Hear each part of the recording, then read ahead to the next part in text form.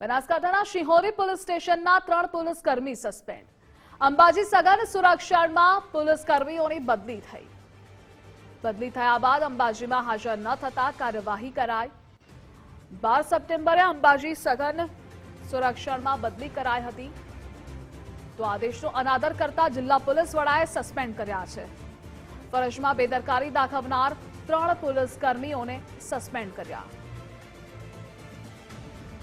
સંવાદદાતા કમલેશ જોડાયેલા છે. કમલેશ, શિહોરી પોલીસ સ્ટેશનના 3 પોલીસ કર્મીઓને સસ્પેન્ડ કરાયા છે, શા માટે?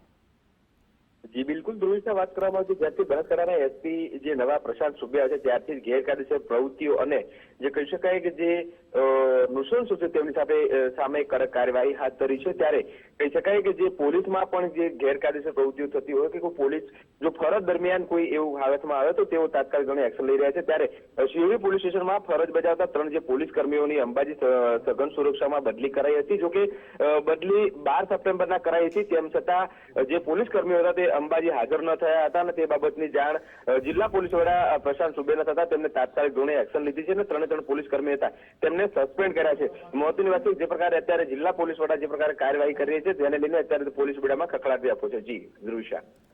જી કમલેશ, જોડાવા બદલ આભાર આપનો.